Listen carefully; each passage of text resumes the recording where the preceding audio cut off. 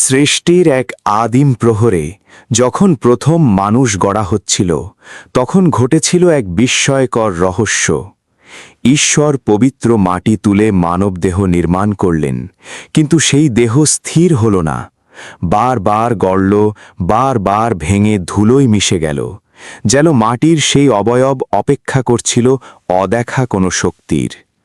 দেবী লক্ষ্মী বিস্ময়ে প্রশ্ন করলেন, এই সৃষ্টি এখনো নিঃশ্বাসহীন কেন?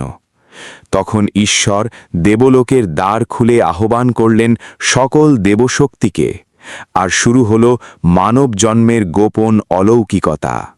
সূর্য জ্বলে উঠলেন চোখে, সত্য দেখার আলো হয়ে।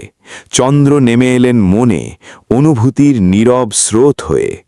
বায়ু প্রবাহিত হল শ্বাসে, আর নিস্তব্ধ দেহে কেঁপে উঠল প্রাণ। সরস্বতী জাগলেন জিহ্বায়, শব্দে ফুটল জ্ঞান। বিষ্ণু স্থির হলেন হাতে, কর্মে জাগল ধর্ম। কৃষ্ণ বসলেন হৃদয়ে, প্রেমকে অমর করে।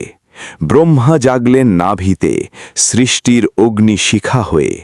আর শিব স্থির হলেন মস্তিষ্কে, শক্তি ও চেতনার মহাসাম্য হয়ে। তারপর মাটির সেই দেহ প্রথমবার শ্বাস নিল, প্রথমবার চোখ খুলল, প্রথমবার প্রাণ জাগল।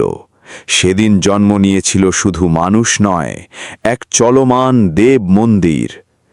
এমন আরও অজানা দেব রহস্য জানতে এখনই চ্যানেলটি সাবস্ক্রাইব করুন, আর এই অলৌকিক কাহিনীর জন্য একটি লাইক দিয়ে আশীর্বাদ জানিয়ে যান।